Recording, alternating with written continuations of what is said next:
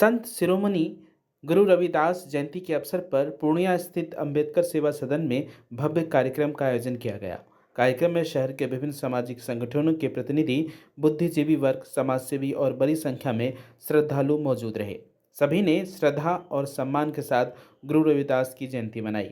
इस अवसर पर वक्ताओं ने संत रविदास की जीवनी, विचारों और समाज सुधार में उनके अतुल्य योगदान पर प्रकाश डाला। वक्ताओं ने कहा कि संत रविदास ने जाति पाति, ऊंच नीच और भेदभाव से ऊपर उठकर समानता, भाईचारे और मानवता का संदेश दिया है। उनका प्रसिद्ध कथन मन चंगा तो कटौती में गंगा आज भी समाज को सकारात्मक सोच और आत्मशुद्धि का मार्ग दिखाता है। कार्यक्रम के दौरान वक्ताओं ने यह भी कहा कि संत रविदास के विचार आज के समय में और भी प्रासंगिक हो गए हैं। उनके बताए रास्ते पर चलकर ही एक समतामूलक और न्यायपूर्ण समाज की स्थापना संभव है। उन्होंने युवाओं से संत रविदास के आदर्शों को अपने जीवन में अपनाने की अपील की। कार्यक्रम का समापन सामूहिक संकल्प के साथ हुआ, जिसमें सभी ने संत रविदास के विचारों को समाज के हर वर्ग तक पहुंचाने और उनके बताए मार्ग पर चलने का संकल्प लिया। गुरु रविदास जी महाराज जी फरमा रहे हैं कि मेरी संगत सोच सोच दिन राती मेरा कर्म उठलाता जन्म तुम्हारी राम गोसाइया जीवे जीवना हे परम आदि शक्ति कोहे नारी सरो मैं जड़ तेरा। आज हमें जो है एक इंसान की सुरक्षा के लिए, हम उसके पैरों के चलने के लिए हम जो चीज इसे बना के दे रहे हैं, हमें इसे नकार है और नकार है बोलता है कि ऐसा है, नीच है, छूत है। हे परम पिता परमेश्वर, नाम तो आपका वो भी ले रहे हैं, लेकिन आपने कैसे अन्याय डाले हैं मेरे साथ में।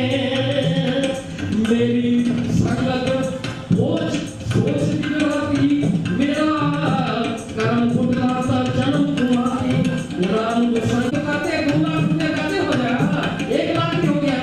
हम छोटे से व्यापारी नाम का व्यापारी नाम का निकाले तुरंत आ गया।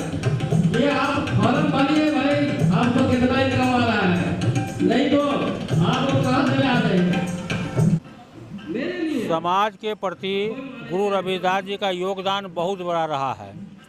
वो षड्यंत्रकारी, विध्वंसकारी जो शक्ति था, उनसे हमेशा उनको झमेला रहा है अपने जीवन में। उनको जो ब्राह्मणी व्यवस्था के समय की बात है, उनको हर तरह से उनको प्रताड़ित किया गया। उस ज़माने में जबकि किसी को न सुनने की आज़ादी थी, न बोलने की आज़ादी थी, न किसी तरह का धार्मिक कार्य में जाने की आज़ादी थी, उस स्थिति में हमारे संत गुरु महाराज जी जिस तरह से महात्मा बुद्ध अपने पूरे साम्राज्य को छोड़कर वो निकल गए, उसी तरह से हमारे गुरु जी का भी एक बहुत बड़ा कारोबार था, जूते का था कारोबार। उस सब को छोड़ करके एक लंगोटा पहन करके वो भी निकल गए कि सच्चाई है क्या हम जब जाने। तो जब खोजे तो वो चला पता कि जितना अब तक जो हो रहा है विध्वंसकारी शक्ति, जो ब्राह्मणी व्यवस्था है, वो मिथ्या है। उस दरमियान काफ़ी उनके साथ एक कंपटीशन रहा हमेशा, तो ये हमेशा सबको डिफीट किए हैं अपने ज्ञान से। ये नहीं है कि भाई आप ज़बरदस्ती हम थोप रहे हैं, आपकी जो मर्जी है आप बोलिए, आपकी जो जानकारी आप दीजिए, मेरी जो जानकारी है हम देंगे। उनके इस कार्य से इतना उस जमाने का राजा महाराजा भी उनके सामने में आकर वो नतमस्तक हुए।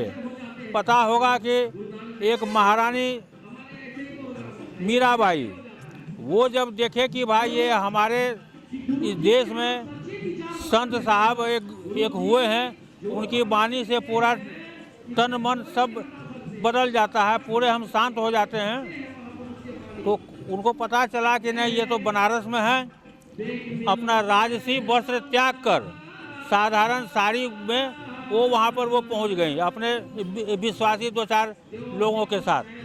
आज क्या लग रहा है कि उनके पद चिन्हों पे चलने की आवश्यकता है? बिल्कुल लग रहा है, बिल्कुल लग रहा है। एक तरफ विध्वंसकारी ताकत अभी भी है और एक तरफ जो उससे लोहा भी लिया जा रहा है। तो थोड़ा सा ये बदल गया कि उस ज़माने में ज्ञान से ही हम लोग मारते थे लोगों को। अब क्या है कि अब लोग ज़्यादा एग्रेसिव हैं, काफ़ी लड़ाई झगड़े अब हो रही है पूरे देश में। जाति शूद्र बनाम सवर्ण, तो उस समय की लड़ाई थी, ज्ञान की लड़ाई थी। ज्ञान से ये सबको मारते थे, सबको पराजित करते थे। आज वैसी बात नहीं है, आज खुल्लम खुल्ला खेल हो रहा है। तो उस ज़माने में कहने का मतलब कि ये बगैर लाठी बगैर तलवार के इतनी बड़ी साम्राज्य की महारानी जब उनके शरण में चली गई और ये कहीं मोहे मिल्या गुरु रविदास, ये बहुत भाव विह्वल शब्द है और भाव विह्वल उस समय का था स्थिति।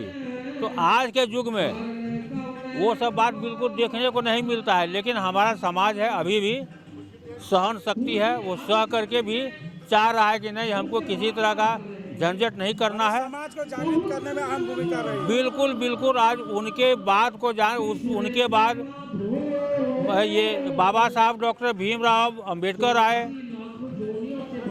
उनके ज़माने के कबीर साहब थे, उनके ज़माने के गुरु नानक जी थे, उनके ज़माने के आज जो पद आप जो सुन रहे हैं गुरु नानक जी के ये गुरु ग्रंथ साहब में इनकी पदावली वहाँ पर अंकित है। इसीलिए वहाँ के वो ज्ञानी आकर यहाँ पाठ कर रहे हैं, लोगों को बता रहे हैं कि देखो इनकी महत्ता क्या थी। तो इससे क्या है कि समाज में एक नया मैसेज जा रहा है, लोग इस चीज़ को मान रहे हैं, समझ रहे हैं, ये काम हो रहा है अभी। मेरा नाम शंभू प्रसाद दास, हम यहाँ अम्बेडकर सेवा सदन के संस्थापक हैं। ऐसा है कि ये देश हजारों वर्षों से वर्ण आश्रम धर्म वर्ण व्यवस्था पर आधारित व्यवस्था को मानते आ रहा है और बुद्ध के काल में वर्ण और जाति भेद पर आधारित व्यवस्था नहीं थी। भगवान बुद्ध दुनिया के सबसे बड़े ऐसे पैगंबर के रूप में जाने जाते थे। उसके बाद ही ना चाहे मोहम्मद साहब हो, ईसा मसीह हो, जितने भी ये आज जो जाने माने संत कहलाते हैं, सबसे पहले बुद्ध के विचार के बाद सम्राट अशोक के मौर्य वंश के काल के बाद पुष्यमित्र शुंग का जब शासन आया भारत में, तो ये जो वर्ण व्यवस्था पर आधारित कुछ खास जाति विशेष को आगे करके जितनी भी रचनाएं रची गई उसमें एक ही समाज को हजारों टुकड़ों में बांटने का काम किया गया। और जब विदेशी आक्रमणकारी भारत आए तो जब समाज बटा हुआ था तो उनकी चली हमारे जो बहुसंख्यक वर्ग थे, जो 85% 90% जिसकी आबादी थी, उनको टुकड़ों में बांटा गया और वर्ण और जाति के आधार पर बांटा गया। हर एक जाति को एक दूसरी जाति से नीचा दिखलाया गया। और उस काल में, मुग़ल काल में 14वीं और 15वीं शताब्दी में जब कबीर पैदा होते हैं, नामदेव गुरु नामदेव पैदा होते हैं, तो उसी काल में मुग़ल पीरियड में संत रविदास जी पैदा होते हैं बनारस के गोवर्धन गांव में। और वो समाज में सबसे अंतिम पैदान पर रखे गए समाज में वो पैदा हुए और उन्होंने इस चीज़ को झेला, वर्ण व्यवस्था पर आधारित जो मनुवादी जिसको हम लोग कहते हैं, और ये बांटने वाली व्यवस्था के खिलाफ उन्होंने अपने विचार दिए और उस विचार में उन्होंने मानवता को आगे रखा। जाति और वर्ण भेद के खिलाफ उनकी पंक्तियाँ आई और वो स्वीकार किए गए उस काल में, मुग़लों के काल में। और सबसे बड़ी बात है कि संत रैदास जी के पद को उस ज़माने में जब गुरु नानक देव बहुत बड़े संत पैदा हुए इस भारत में, वर्ण व्यवस्था के खिलाफ उनका आंदोलन हुआ, सिख धर्म की स्थापना उन्होंने किए और उनके 9वें गुरु गुरु गोविंद सिंह महाराज गुरु ग्रंथ साहिब में संत रैदास के पदों को, विचारों को उन्होंने जगह दिया। और आज सिखों ने जितना आगे बढ़कर गुरु रविदास की जयंती और उनको याद करने का काम किया, इनके लिए अलग गुरुद्वारे पंजाब में आपको मिलेंगे। और यहाँ भी हम लोगों के बगल में कटिहार में सिखों का एक गांव है, आज बड़े धूमधाम से लोग, आज तो शहर में हम लोग हैं बड़ी आबादी है, बावजूद इसके संत रैदास जी के विचारों पर हम लोग कोई लोग जुट नहीं रहे हैं। मुट्ठी भर लोग हम लोग भी जुटते हैं। और आज हमारे घर में एक सिख परिवार रहता है, वो सवेरे चला गया वहाँ अपने गांव, लक्ष्मीपुर गांव है, सिखों का बड़ा गांव है। बहुत बड़ा आयोजन वहाँ होता है, हजारों लोग जुटते हैं गुरु रैदास जी के विचार को सुनने के लिए। जयंती मनाई जाती है और इस काल में आज आवश्यकता है संत रैदास जैसे विचारक, जिन्होंने मानवता की रक्षा के लिए अपने विचार दिए और उन्होंने समाज के इस ऊंच नीच की व्यवस्था को नकारने का काम किया, पाखंड को नकारने का काम किया, अवतारवाद के सिद्धांत को नकारने का काम किया। तो ये गुरु नानक साहब, संत कबीर और फिर ये रैदास साहब, ये एक ही काल, एक ही विचारों को फैलाने वाले लोग। एक ही कालखंड में तीनों महापुरुष जन्म लिए। हाँ, क्या लग रहा है कि अब जो समय है उनकी बातों को लोगों को ध्यान में रखने की आवश्यकता देखिए, नहीं ध्यान में रखेंगे तो मुक्ति नहीं मिलेगी। जो चल रहा है, जो संघ परिवार इस देश में जो मानवता के खिलाफ अपना एजेंडा चला रहा है, हिंदुत्व के नाम पर, हिंदू के नाम पर बांटने वाली व्यवस्था है।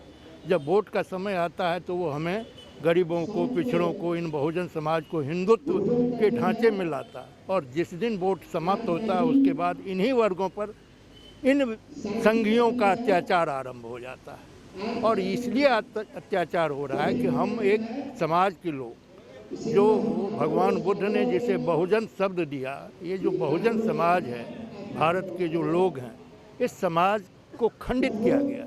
तो जब तक ये समाज एकजुट नहीं होगा, अपने संत महात्मा और बाबा साहब अम्बेडकर के विचारों को, भारतीय संविधान को नहीं अपनाएगा, तब तक ये दिनों दिन नीचे जाएगा। इनकी संपत्ति छीनी गई है, इनकी शिक्षा पुनः छीने जा रहे हैं, उसकी साजिश हो रही है। विद्यालयों में पढ़ाई ठप हो गया है। बड़े बड़े विश्वविद्यालय को कहीं या तो कहेगा कि यहाँ खालिस्तानी पैदा होते हैं पंजाब में, जो मुस्लिम यूनिवर्सिटी है उसको कहा जाता है यहाँ आतंकवादी पैदा होता है। और आपको जानकर आश्चर्य होगा, आज भी भारत का नंबर 1 यूनिवर्सिटी ग्रेडिंग में जामिया मिलिया इस्लामिया, JNU से आगे वो निकल चुका है। भारत के 100 यूनिवर्सिटी में भारत का एक भी विश्वविद्यालय नहीं।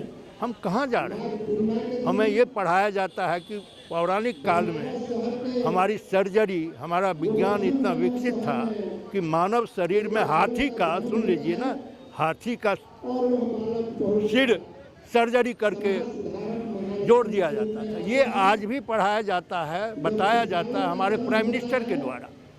तो उस देश का क्या हाल होने वाला है? इसी काल में अब पुनः रैदास के विचारों को, कबीर के विचारों को, भगवान तथागत गौतम बुद्ध के विचारों को, गुरु नानक साहब के विचारों को समाज में फैलाना होगा।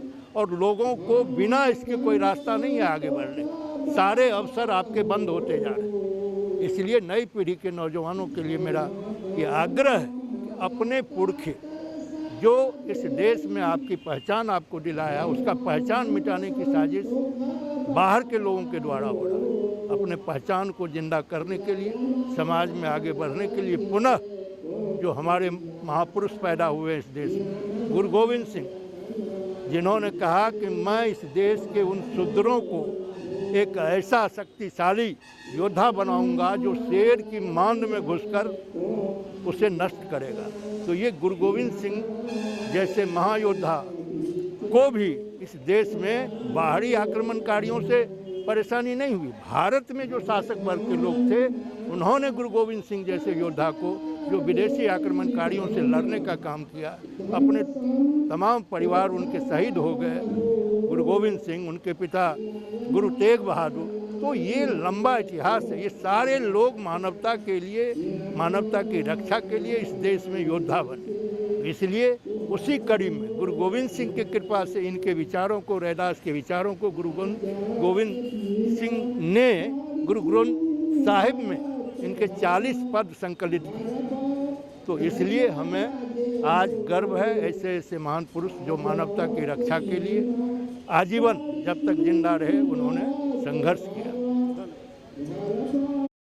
रविदास जी को चाहते हैं, मानते हैं, क्या कुछ लग रहा है कि संत शिरोमणि गुरु रविदास जी का जयंती है आज, और हर वर्ष की भांति यहाँ अम्बेडकर सेवा सदन में हम सभी लोग यहाँ मनाते आ रहे हैं, आज भी मना रहे हैं धूमधाम से हम लोग। और संत शिरोमणि रविदास जी का जो वाणी है, उन्होंने उस समय में जब देश में पूरा जाति पाति छुआछूत था, उन्होंने एक ये दिए कि आप माने मन चंगा तो कठौती में गंगा, आप यहाँ वहाँ मंदिर मस्जिद यहाँ न भटकें, अपने मन को शुद्ध करें। और जाति पर उन्होंने प्रहार किया कि मानव में जाति नहीं होता है, हम लोग सभी एक हैं। तो जैसे उन्होंने एक और कविता कहे कि जाति जाति में जाति है जैसे केतन के पात, माने इतना जाति है कि वो हम लोगों को बांट दिया है जैसे केला का पत्ता इसमें होता थंब में। तो इसीलिए आज के समय में संत शिरोमणि रविदास जी की उक्ति का बहुत ही ज़रूरत है, जबकि पूरे देश में नफरत की राजनीति यहाँ शुरू हो गया है और लोग भाई भाई में जो कत्लेआम हो रहा है, जो आपस में नफरत है, ऐसी स्थिति में शिरोमणि जी का बात एकदम समय सामयिकी है कि इनको अगर हम लोग धारण करें तो देश में बहुत शांति और जाति मतभेद खत्म होगा। क्या नाम हुआ? मेरा नाम है मोहम्मद इस्लामुद्दीन, मैं यहाँ सदन से एक मेंबर के रूप में जुड़ा हुआ हूँ। हर सपना एक छोटे से ख्याल से शुरू होता है। 4 दीवारें होती हैं, पर घर तब बनता है जब उसमें एहसास जुड़ते हैं, जब फर्श पर पड़ता है पहला कदम और हर टाइल में दिखती है खूबसूरती, जब सुबह की शुरुआत होती है सुकून से और हर फिटिंग कहती है क्वालिटी जो भरोसा दे। क्योंकि घर सिर्फ रहने की जगह नहीं, वो जगह है जहाँ यादें बनती हैं, जहाँ जिंदगी मुस्कुराती है। श्री बालाजी एजेंसी, जहाँ मिलता है स्टाइल, मजबूती, विश्वास और भरोसे का परफेक्ट मेल। टाइल से लेकर बाथ फिटिंग्स तक हर डिटेल में perfection. Shri Balaji agency, a beautiful innovation. बनाइए अपने सपनों का घर।